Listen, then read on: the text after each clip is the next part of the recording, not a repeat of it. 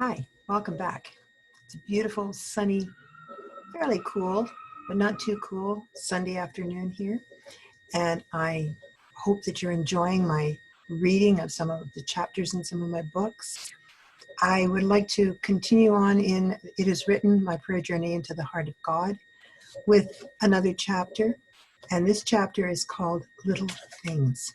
It's going to introduce you a bit to my own personal life and some things that happened to me when I was young, when I was little. And I hope you will enjoy what I have to read. Little things. At this point, I would like to open the door a crack and invite you to follow me into my past to give you a glimpse of my childhood and early years. I did not grow up in a Christian home, so I did not have the advantage of learning the principles of Christianity there. I was sent to Sunday school at the Presbyterian Church with my girlfriend from the time I was 4 or 5 years old. That eventually left me with the impression that we had to work our way to salvation. I can remember as a teenager saying one day that I did not believe you could possibly know if you were saved until you died and stood before the judgment seat. I am so thankful that on my father's side of the family, I had a praying grandmother and aunt. My grandmother did not live to see the day I accepted Jesus as my Savior, but I am sure she prayed for me while she lived, and I am equally as certain that those prayers had a great deal to do with my salvation. And the first thing I asked the Lord after I was born again was that He tell my grandma. I believe I have always had a heart for spiritual matters. Even as a very young child, I loved Sunday school. And when I was in my teens, I gladly attended church service with my Sunday school teacher. I recall one particular night during my early teen years. I had just settled into bed for the night and lay a while with my eyes open. Suddenly, I noticed a faint glow, a hazy globe of light a little larger than a softball, in one corner of the ceiling. My first thought was, that's Jesus. I had no inkling of why I would have thought this, except that perhaps Jesus actually showed me a sign of himself to increase my faith. I have never doubted his existence, and I would read the Bible, though I understood a little of it, especially the Old Testament. But God is faithful, and he eventually drew me to himself. Though it has not always been an easy road, I have never regretted my decision to follow him. Memory of those early days of my life is for the most part dim. Outside of a number of times in which I was hurt emotionally, I remember no major events, nothing of trauma or tragedy. No hospital stays, not even any broken bones. The worst in this vein that I recall is losing a tooth in a candy apple at Halloween one time. Oh, I do remember getting a piece of glass in my foot because against my mother's instructions, I was running around barefoot on my friend's front lawn. But nothing more serious. My memory is but a sprinkling of what seems to me now trifling incidents. I wonder why I even remember them. For instance, I can see myself as a toddler pedaling down the sidewalk in front of our house on my kiddie car. I wore a yellow sunsuit, certainly not a moment calculated to remain etched in the mind. Nevertheless, it is lodged there more than 70 years later. Upstairs in our house, there was a small hole in the wood floor in the front bedroom. One day, I dropped one of my mother's earrings down that hole. I have no recollection of that particular day, but what does come to mind are the many occasions afterwards when I would peer hopefully into that tiny knothole, trying to locate the earring. Not possible, of course, in the darkness between floors, but a small child does not always see impossibilities. Until a few years ago, I had the mate to that amber-colored teardrop earring on an old chain. Now I cannot locate it and have no idea where it might have gone. Perhaps there is a spiritual lesson to be learned here. Peering into the dark, we see nothing. We need the illumination of the Word of God to see clearly into what would otherwise be dark and hidden areas of our lives. We need to learn to view life through God's eyes as we pray and commune with him. It took me many years to learn that lesson. Another much larger hole punctured the floor in the upstairs hall. At some time before I was born, a stovepipe ran through it to heat the second floor. It was New Year's Eve, probably 1948, perhaps 1949. I had been sent to bed at the usual hour. Later, neighbors began to come in and the party, albeit a very quiet party, began. I so wanted to join them, but being the extremely shy child that I was, did not have the courage to just trot down the stairs and crash the party. I would have been maybe 3 or 4 years old at the time. I recall peering through that hole, and when I saw my mother pass by in the kitchen below, I whispered, "Mommy." Of course, she could not hear me. After everyone had gone home, she discovered what had happened. I was so disappointed when she told me that I should have come down. Another lesson: ask boldly of God and expect answers from Him. I remember one particular Sunday morning. I would have been 2 or 3 years old at the time. Uncle Walt, my dad's youngest brother, came to visit. I got out of bed, put on my little house coat and my navy blue slippers with heads, ducks if I remember correctly, on the tops. The next thing I knew, I had tumbling head over heels down the whole flight of stairs.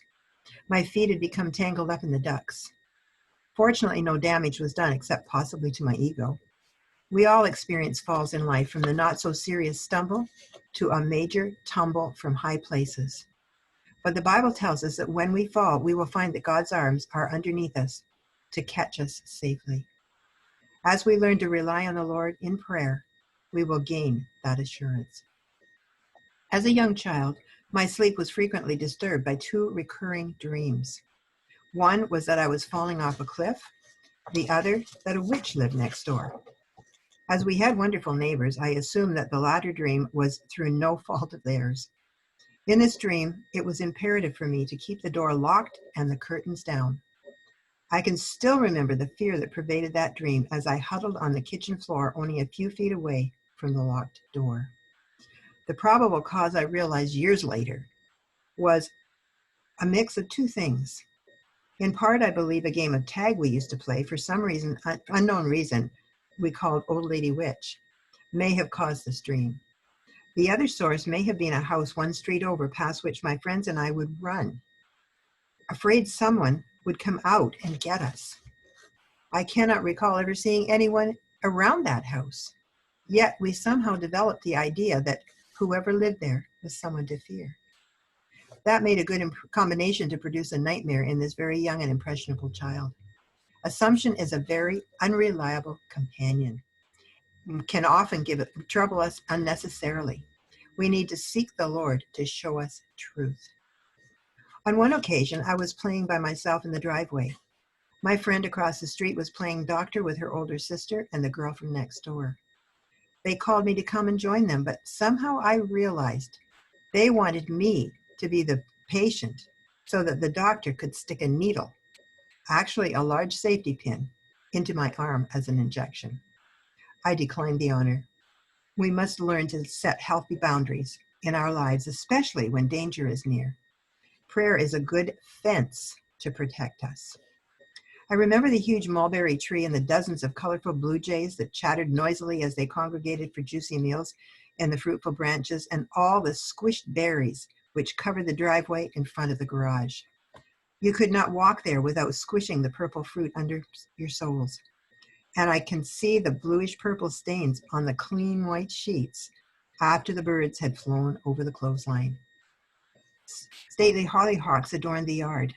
We used to turn a fully opened flower upside down as a skirt and place a bud on top for a head in order to create a beautiful little doll. In a small vegetable garden, my mother grew carrots and leaf lettuce and possibly beans. I remember planting watermelon seeds behind the garage one year, but we never did have any watermelons. Actually, I think we moved the following spring. Perhaps someone else reaped a crop from what I had sown. Is that not what we all hope for in the spiritual realm? Prayer tends the seeds we plant, though we may not see all of the fruit this side of heaven. One thing that eludes me is the memory of my first day in school. I think most children remember that, but the day is a blank in my mind. I do remember the kindergarten rhythm band, though. I played the sticks. I still have the photograph of that group of little boys and girls dressed up in our band hats and capes and proudly holding our instruments. I can actually remember going somewhere to play, a competition I think it was, probably the Kiwanis Festival. The mental image of the teacher attempting to get us into our proper places remains. I have often wondered what happened to most of those kids. One of them is to this day a good friend. One was killed in his late teens or early 20s. As to the rest, I have no idea where they are today. I have forgotten most of their names.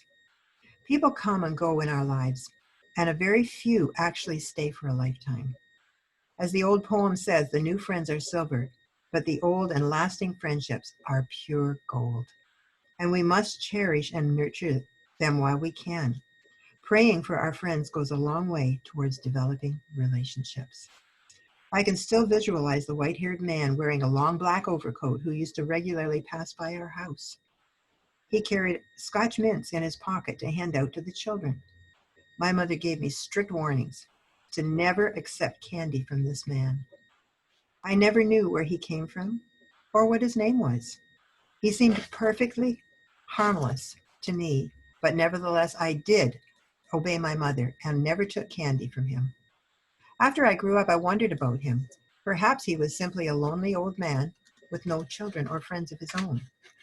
Although we do need to be extremely careful about the dangers of a stranger can present, especially to children.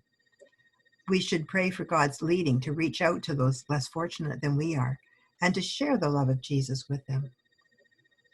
A month before I turned 7, my grandfather, my mother's father, died at the age of 66. This was only the second time I had known someone who died. The first was a friend of my father's. I still remember that man's coffin in their living room. Though I cannot remember much about Granddad Usher, I can still see him in the armchair, pipe in his hand, eyeglasses pushed back on top of his wavy white hair. I also remember the house he built many years before, where we visited him and my grandmother every Saturday night. In winter, my dad would pull me there on a sleigh. I recall looking through the volumes of the Book of Knowledge as the adults watched Saturday night hockey and later, what's my line? The glass knob on the pantry door always fascinated me. We had nothing like it in our house. There was always a tin of Peak Friends cookies in the pantry, the kind with icing between the layers and the jelly in the center on top. Such little things to remain imprinted on my memory all these years later. Granddad was a building contractor, and the room on the left as you entered the front door was his office, or more particularly, the place where the blueprints were drawn up. I can still see the drafting table and the large sheets of paper with straight pale blue lines on them. The house was built on a double lot, and on the other half at the back of the property was the shop. To this day, I love the smell and feel of wood. My grandfather also grew flowers. I remember a huge weeping willow tree on the side lawn and a large garden filled every summer with a profusion of pastel and brightly colored gladiolus. I can still see the little green worms hanging on their silken threads from the drooping branches of the willow. I made sure not to get near enough for them to drop on me. Why am I sharing these trivial recollections? For one thing, I want you to have a little glance into the formative years of my life, to show you that there was nothing really special about my life. No matter major catastrophes interrupted my life. The one tragedy, quote unquote, was that I was so very shy. I was almost afraid of my own shadow. Even in high school, I was afraid to answer questions in class. Doing anything in public, as I have already intimated earlier in the book, was traumatic. I recall in grade 11, we had a Remembrance Day assembly. In fact, there were two, one for the 9th and 10th grades, and immediately following another for grades 11 through 13. One sentence was given to me to read from a paper. I was not even required to memorize it. Even the second time around did not calm my shaking knees and wildly beating heart. It would still be a number of years before there would be any degree of remedy for that ailment. It took the intervention of the Lord through salvation along with prayer to begin the work. As you can see, I was not beaten, rejected, or deprived, nor was I a rich, pampered child brought up in a high-class neighborhood. My father was a factory worker, my mother a stay-at-home mom, as were most moms in that era. Mine was simply an ordinary childhood. So do not think just because your life appears commonplace, uneventful, or boring that it's insignificant. I am unique in God's eyes as you are. We are special to Him, no matter how humdrum our lives may appear. As an only child, it was at times a lonely existence for me. I recall playing games by myself because my friends were not allowed out after dinner in the winter months. A deck of cards in my hand, I would deal two hands and play both. I also learned at a young age to knit, crochet, and embroider, and eventually to use the sewing machine. I learned early to be comfortable with my own company. Reading did not become a love until I was in my 20s. Since then, I have always been able to while away many hours lost in a good book, but stories provided little companionship for me during my growing up years. In fact, for much of our required extra reading at school, I would get my mother to read the book and tell me what it was about, so I could do a book report without actually reading the book. Yes, you read that right. I know that is cheating and it is wrong, but I must admit I did it. Another reason for sharing these things is that I would like you to see that for the most part, our lives do not consist in one major event after another, but of hundreds, thousands of little things that in themselves appear to be of no consequence. Yet those things, probably more so than the big events, are what shape our lives. The same proves true of our spiritual lives. We may never have great visions as the Apostle Paul did. We may never become great preachers like Billy Graham. We may never start great revivals like R.A. Torrey, Charles Finney, or D.L. Moody. We may never go overseas as missionaries and win the heathen to Christ as did William Carey in India. But we can speak to one. We can win one soul at a time, and we can pray. You may think I must have had a sheltered childhood, and I suppose in many ways I did.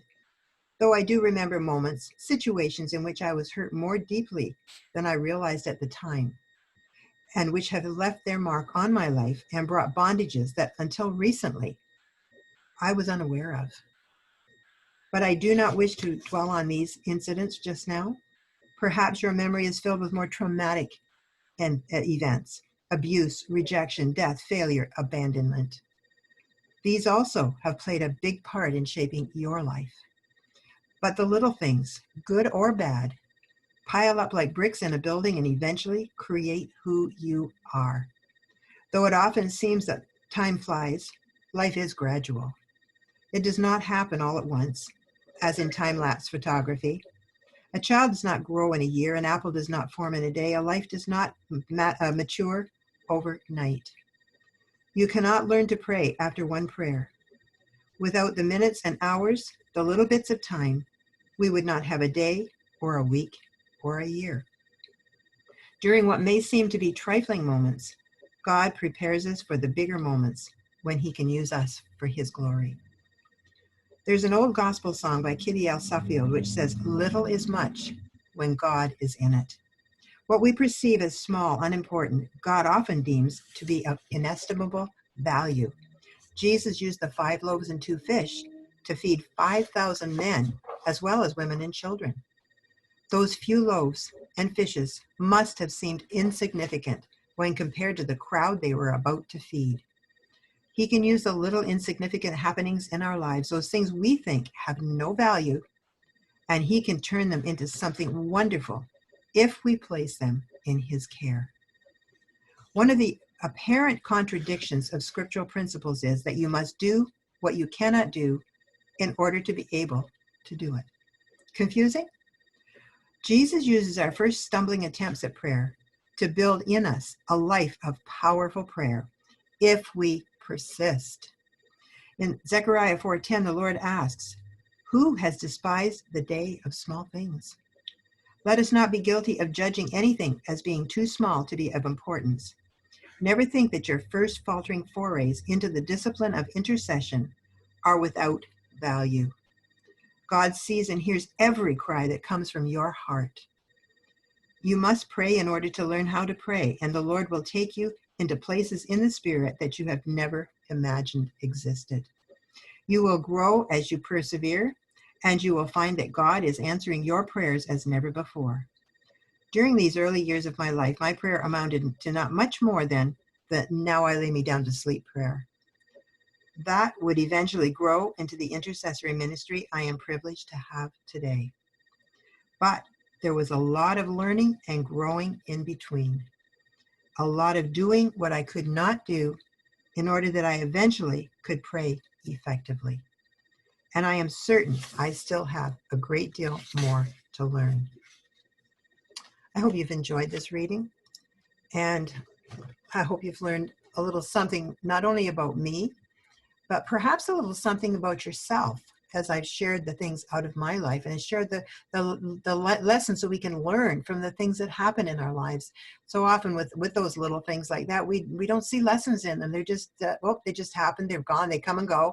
And we don't really put any importance on them. But many, many times there are lessons that we can learn if we would only look for them. And God is pleased when we do that. And each thing that we learn adds to that which we will carry through the rest of our lives, that which we will be through the rest of our lives. And I just pray that you will have benefited from listening to this reading. And I pray that God will bless you mightily today and every day to come. See you next time.